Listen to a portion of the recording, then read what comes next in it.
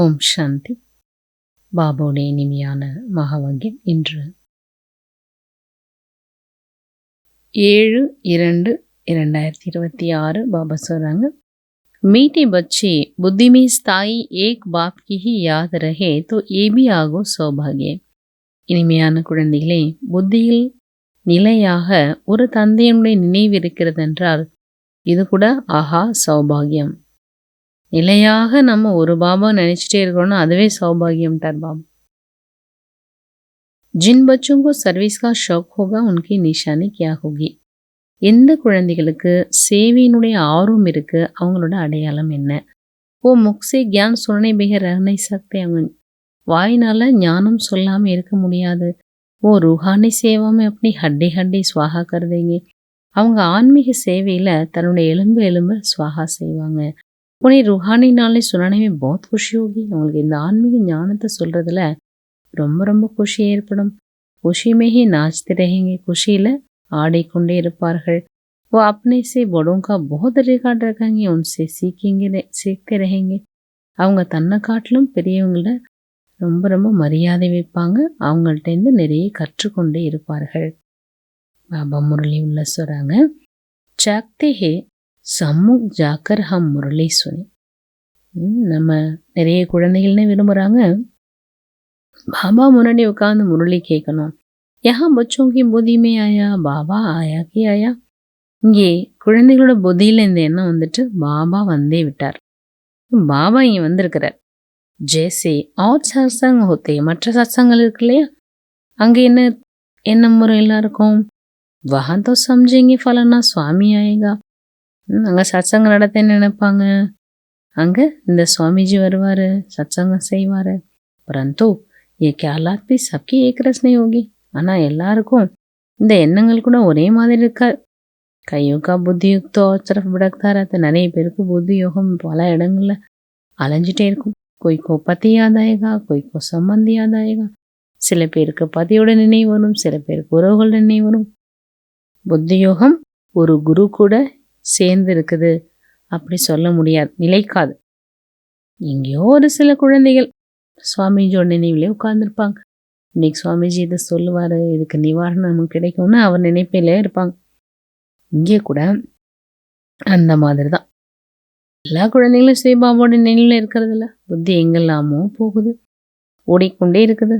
உறவுகளோட நினைவு வருது. முழு நாளும் ஒரு தந்தையோட நினைவு இருக்கிறோம் அப்படின்னா அதுவே ஆஹா சௌபாகியம். நிலையான நினைவு என்பது எங்கேயோ ஒரு சில குழந்தைகள், புத்திசாலி குழந்தைகளால தான் அதை செய்ய முடியுது. இங்கே பாபா முன்னாடி நாம் அமர்ந்திருக்கிறதன் மூலமாக நிறைந்த குஷி, மிகுந்த குஷி ஏற்பட வேண்டும். பாபா முன்னாடி உட்கார்ந்துருக்கோன்றதே பெரிய ஒரு ஆனந்தத்துக்கான விஷயம் இல்லையா. அத்தீந்திரிய சுகம் என்பது கோபி வல்லபர் கோப கோபிகளிடம்தான் கேட்க வேண்டும் என்று சொல்லப்படுது இல்லையா, அது இங்கே தான். ஏன்னா பாபா முன்னாடி அமரும்போது அப்படிப்பட்ட ஒரு ஆனந்தம் நமக்கு ஏற்படுது. அதுதான் அத்தீந்திரிய சுகம் என்று சொல்றோம். बाप ये भी जानते सबको धारण हो न सके, सब एक रस ऊंच पद पा नहीं सकते, इसलिए बुद्धि और तरफ भटकती रहते. எல்லா குழந்தைகளும் ஒரே மாதிரி இங்கே தான் இருக்கிறாங்க. ஆனால் எல்லாரும் ஒரே மாதிரி படிக்கிறாங்க, ஒரே மாதிரி தாரணா பண்ணுறாங்க சொல்ல முடியாது. பாபாக்கு எதுவும் தெரியும், எல்லோரும் தாரணா ஒரே மாதிரி செய்கிறதில்ல. ஏக் ரசா ஒரே ரசலிருந்து உயர்ந்த பதவி அடையிறதுன்றது சாத்தியம் இல்லை. புத்தி வேறங்கெல்லாமும் அலைப்பாகுது. எதிர்கால அதிர்ஷ்டத்தினுடைய ஒரு உயர்ந்த நிலையை உருவாக்கணும் இல்லையா. ஆனால் எல்லாருக்கும் அது ஒரே மாதிரி இருக்கிறதில்ல. कोई फिर स्थूल सर्विस में अपनी हड्डी சில பேர் ஸ்தூல சர்வீஸில் தன்னோட எலும்பு கொடுக்குறாங்க. सबको राजी करते, எல்லோரையும் ராசி பண்ணுறாங்க. जैसे भोजन पकाते खिलाते, ये भी सब्जेक्ट है ना. எல்லோரையும் ராசி பண்ணுறாங்க. எப்படி போஜன் சமைக்கிறாங்க, பரிமாறுறாங்க இல்லையா, மற்றவங்க கொடுக்குறாங்க. அது மாதிரி இது கூட ஒரு சப்ஜெக்ட். யாருக்கு சேவைக்கான ஆர்வம் இருக்குதோ அவங்க வாயினால் சொல்லாமல் இருக்கவே முடியாது. பாபா தேக்தே भी है, தேகாபிமானம் तो नहीं है. பிறகு பாபா பார்க்குறாரு, தேகாபிமானம் இல்லை தானே இவங்களுக்கு. பெரியவங்களுக்கு மரியாதை வைக்கிறாங்களா இல்லையா? பெரியவர்கள் யார் இருக்காங்களோ, மகாரதிகள் யாருனாலும் சரி அவங்களுக்கு மரியாதை கொடுக்க வேண்டும். பெரியவங்க என்ன சொன்னாலும் நம்ம என்ன பண்ணணும், ரெஸ்பெக்ட் கொடுக்கணும், கேட்கணும். कोई कोई छोटी भी होश है. சில இடங்களில் சின்னவங்க கூட புத்திசாலியாக இருக்காங்க. அப்படி இருக்கலாம், புரிந்து செயல்படுவாங்க. படேக்கு உன்காரிய காட்டக்குனா பெரியவங்க அவங்களுக்கு கொஞ்சம் முக்கியத்துவம் கொடுப்பாங்க, மரியாதை கொடுப்பாங்க, முக்கியத்துவம் கொடுப்பாங்க. ஏனென்றால் அவங்களுடைய புத்தியும் சில விஷயங்களில் நன்றாக செயல்படுது, உதவி செய்யுது. சேவைக்கான ஆர்வத்தை பார்த்து பாபாவும் குஷி அடைகிறார். இந்த குழந்தை நல்ல சர்வீஸ் பண்ணுறாங்க, முழு நாளும் பட விளக்கத்தை புரிய வைக்கிறாங்க. ப்ராக்டிஸ் பண்ணணும். நாம் இங்கே பாபாட்ட வர்றது எதுக்காக?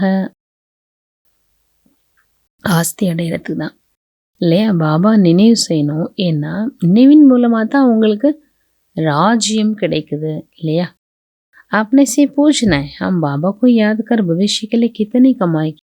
நம்ம நம்மளே கேட்கணும். நம்ம நினைவு செய்து எதிர்கால ராஜ்யத்துக்காக எவ்வளவு நம்ம வருமானம் சேமிச்சிருக்கணும், எத்தனை பேருக்கு விழி இழந்தவங்களுக்கு நம்ம ஊன்றுகோலாக இருக்கோம். வீடு வீடுக்கும் போய் என்ன பண்ணணும், செய்தியை கொண்டு போய் சேர்க்கணும். பழைய உலகம் மாறிக்கொண்டிருக்கிறது, இந்த செய்தியை சேர்க்கணும். பாபா புது உலகத்திற்காக ராஜயோகம் கற்றுக் கொடுக்கிறார். செடிமே சப்திகாய் ஏனிப்படை படத்தில் எல்லாமே காண்பிக்கப்படுது. ஆனால் இதை உருவாக்குறதுல ரொம்ப மெஹனத்து பண்ண வேண்டியிருக்கு. முழு நாளும் எண்ணங்கள் ஓடிட்டே இருக்கு. ऐसा सहज बनावे जो कोई भी समझ नहीं. ஈஸியாக அந்த மாதிரி என்ன பண்ணணும், உருவாக்கணும். அப்போ அவங்களுக்கு அதை படிக்கும்போது நல்ல புரிய வருங்கிறார் பாபா. சாரி துனியா துணை ஆகி தேவிய தரம் வாலையும் எல்லா உலகத்தில் உள்ள எல்லா ஆத்மாவும் இந்த வரமாட்டாங்க. அப்போ சொல்கிறாங்க தேவி தேவ தர்மத்தை சேர்ந்தவங்க தான் வருவாங்க. மாதிரி சர்வீஸ் தான் போச்சு, உங்கள் சேவா நிறைய நடக்கணுன்றார் பாபா. நீங்கள் தெரிஞ்சிட்டீங்க இந்த கிளாஸ் நமக்கு எது வரைக்கும் நடக்கும். மொத்தம் லாக்கம் வருஷ கலப்பிக்கு ஆயு சமஜ்தே. லட்சக்கணக்கான வருடம், கல்பத்தோட ஆயில் லட்சக்கணக்கான வருஷம் புரிஞ்சிருக்காங்க. तो शास्त्र आदि सुनाते रहते, समझते. जब अंत होगा तब सबका सद्गति दाता आएगा. நம்ம புரிஞ்சிருக்கோம், கடைசி நேரம் வரும்போது தான் எல்லாத்தினுடைய சத்கதியின் வள்ளல் பாபா வருவார். और जो हमारे चले होंगे उनकी गति हो जाएगी, फिर हम भी जाकर ज्योति में समाएंगे. அப்போ என்ன ஆகும், இந்திம நேரம் வரும்போது எல்லாருமே சத்கதியின் வள்ளல் பாபாட்ட போய் சேர்ந்துருவாங்க. जो हमारे चले चले होंगे उनकी गति हो जाएगी, फिर हम भी जाकर ज्योति में समाएंगे. परंतु ऐसे हो न सके. எல்லாரும் என்ன நினைக்கிறாங்களா, நம்மளோட குருமார் அங்கே போயிட்டாரு, அவருக்கு நல்ல கதி கிடைச்சிருக்கும், நம்மளும் அங்கே போய் ஜோதியோடு சேர்ந்துடலாம் அப்படின்னு உலகத்தில் நினைக்கிறாங்க. சாஸ்திரம் சொல்லிகிட்டே இருக்கிறாங்க, கடைசி நேரம் முடியும் போது நமக்கு அது கிடைச்சிரும். ஆனால் பாபா சொல்கிறாங்க அப்படிலாம் நடக்காது. நீங்கள் புரிஞ்சிட்டீங்கல்ல, நாம் அமரத்துவமுடைய பாபா மூலமாக சத்தியத்திலும் சத்தியமான அமர கதை கேட்டுக்கொண்டிருக்கிறோம். அப்போது அமர பாபா என்ன சொல்கிறாரு அதை கேட்கணும் இல்லையா? அவர் இதை மட்டும்தான் சொல்கிறார். என்ன சொல்கிற, என்னை நினைவு செய்யுங்க, பவித்திரமாகுங்க, இல்லை என்றால் தண்டனை அனுபவிக்க வேண்டி வரும், பதவியும் குறைந்துவிடும். நிறைய நீங்கள் சேவா பண்ணணும். இதுக்காக சர்வீஸில் நிறைய மெஹனத் பண்ண வேண்டியிருக்கு. எப்படி பாருங்க, ரதிஷி ரிஷின்னு சொல்லுவாங்கள்ல, அவரை மாதிரி எலும்பு எலும்பு கொடுக்கணுன்ற பாபா தன்னோட சரீரத்தின் மேலே கூட கவனம் வைக்காம முழு நாளும் சேவா பண்ணியிருக்காங்க. யார் அந்த மாதிரி சேவா பண்ணுறாங்களோ பாபா அவங்கள தான் சொல்கிறார். சேவையில் எலும்புகள் கொடுக்கறது ஏக ஜிஸ்மானி ஹட்டி சரி, ஒன்று ஸ்தூல சரீரத்தினுடைய எலும்பு சேவை. எலும்பு கொடுக்குறதுனா என்ன, அவ்வளவு உடலோட இதை கூட பொருட்படுத்தாமல் அவ்வளவு சேவைக்கு நம்ம முக்கியத்துவம் கொடுக்கும். இரண்டாவது ஆன்மீக ரீதியில் எலும்பு கொடுக்கறது அப்படின்னா என்ன, அப்படி தொடர்ந்து அந்த ஆன்மீக பணியை செஞ்சுட்டே இருக்கு, ஆன்மீக ஞானத்தை சொல்லிகிட்டே இருக்குது. பாபா தாரணிக்கு சொல்கிறாங்க, சதா ரோஹானி சர்வீஸ்மே தத்துப்பரானா, சதா ஆன்மீக சேவையில் ஈடுபட்டு இருக்க வேண்டும். கியான் தான் கற்கே குஷிமே நாச்சினா, ஞான செல்வத்தை தானம் செய்து குஷியில் நடனமாட வேண்டும். குது தாரனுக்கு அருணுக்கும் தாரணா கரணி, தானம் தாரணை செஞ்சு மற்றவங்களையும் தாரணா செய்ய வைக்கணும். बाप जो ज्ञान का खजाना देते उसे अपनी झोली भरनी. ஞானம் பாபா என்ன ஒரு ஞானத்தோட கஜானா கொடுக்கிறார்.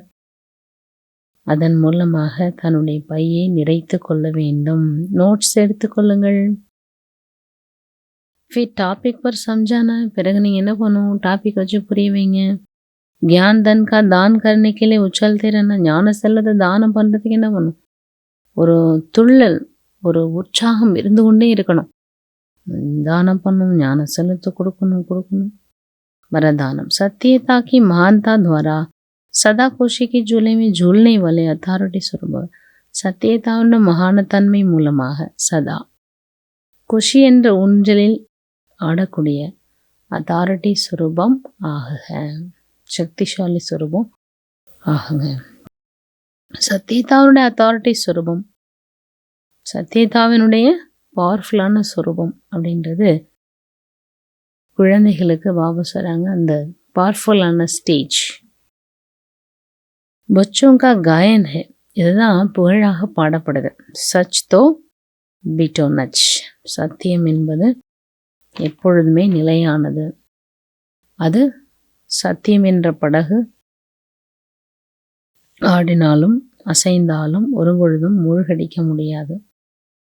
என்றால் உண்மை என்பது நிலையானது. அது வெளிச்சத்துக்கு வரும்போது அதை யாராலையும் மறைக்க முடியாது. அப்படின்றது தான் சச் தோ பிட்டோ நச்சுன்னு சொல்லப்படும். உண்மையை ஏற்றுக்கொண்டு அதன்படி செயல்பட வேண்டும் என்பதுதான் விதி. உண்மைன்றது வெளிச்சத்துக்கு வரும்போது அதை எல்லாரும் என்ன பண்ணணும், ஏற்றுக்கிட்டு தான் ஆகணும். அது அப்படி இப்படி ஆனால் கூட உண்மை ஒரு நாள் என்ன வெளிப்பட்டு தான் தீரும். आपको भी कोई कितना भी हिलाने की कोशिश, உங்களை கூட யாருனாலும் அசைக்கிறதுக்கு முயற்சி செய்யலாம். ஆனாலும் நீங்கள் சத்தியத்தாவுடைய மகான் தன்மை மூலமாக இன்னும் என்ன பண்ணும், குஷியில் டான்ஸ் ஆடிட்டே இருங்க. ஓ आपको नहीं हिलाते लेकिन झूले को हिला. அவங்க உங்களை அசைக்கலை, உங்களோட ஊஞ்சல் ஆட்டி விடுறாங்க. அப்போ நீங்கள் என்ன பண்ணுங்க, ஊஞ்சல் நல்லா ஆடிட்டே இருங்க. இதை உங்களை அசைக்கிறது இல்லை, உங்களை இன்னும் தாளாட்டுற மாதிரி. உங்களை அசைக்கிறது இல்லை, அது உங்களோட ஊஞ்சலை தாளாட்டுற மாதிரி. அதனால் நீங்கள் அவங்களுக்கு நன்றி சொல்லுங்கள். யாப் ஜுலா ஒரு ஹம் பாபா கே சாத் ஜூலே. நீங்கள் சொல்லுங்கள், நீங்கள் என்ன ஆட்டி விடுங்க, நான் பாபா கூடவே என்ன பண்ணுறேன், ஊஞ்சல் ஆடிட்டே இருக்கிறேன். ஸ்லோகன். சர்வசக்தியோं की लाइट सदा साथ रहे तो माया समीप आ नहीं सकती. அனைத்து சக்தியினுடைய லைட், ஒளி சதா துணை இருக்கிறது என்றால் மாயை அருகாமையில் வரவே முடியாது. என்ற இஷாரை ஒற்றுமை மற்றும் விசுவாசத்தினுடைய விசேஷதா மூலமாக வெற்றி நிறைந்தவர் ஆக. ஏக்தா, स्वच्छता, महीनता, मधुरता और मन वाणी कर्म में महानता. ये 5 बातें एक एक के हर कदम से नजर आए तो बाप की प्रत्यक्षता सहज हो जाए. ஒற்றுமை, தூய்மை, கூர்மையான மகின் தன்மை, இனிமை தன்மை மற்றும் எண்ணம் சொல் செயல்ல கர்மால மகான் தன்மை. இந்த 5 விஷயங்கள் ஒவ்வொன்றிலும் நம்ம ஒவ்வொரு அடி வைக்கும் பொழுதும் அது தென்படணும். அப்போ பாபுடைய பிரத்யக்ஷதா என்பது சகஜமாகவே ஏற்பட்டுவிடும். तो अभी तक संस्कार में जो भिन्नता दिखाई, இன்னும் கூட சன்ஸ்காரத்தில் இந்த ஒரு வித்தியாசம் என்பது தென்படும். அப்போ அதை என்ன பண்ணணும், ஒற்றுமையில் கொண்டு வரணும். ஒற்றுமை இருக்குன்னாலே அங்கே ஒருவர் மற்றவங்களுடைய வழிமுறைகளுக்கு கருத்துக்களுக்கு மரியாதை கொடுப்பாங்க. ஹாஞ்சி, சரி நீங்கள் சொல்லுங்கள் ஹாஞ்சின்னு சொல்லி என்ன பண்ணுவாங்க, தன்னுடைய சிந்தனைகள் என்ன வருதோ அதை ஏற்றுக்கொள்வார். சொல்லுவாங்க, நீங்கள் உங்களோட கருத்தை சொல்லுங்கள். फिर एकता के बंधन में बंध जाओ. அப்போது அந்த ஒற்றுமையினுடைய பந்தனத்தில் எல்லாருமே இணைஞ்சிருவாங்க. यही एकता सफलता का साधन. அப்போது இந்த ஒற்றுமையை தான் என்ன சொல்லப்படுது, வெற்றிக்கான சாதனம் என்று சொல்லப்படுது. ஓம் சாந்தி.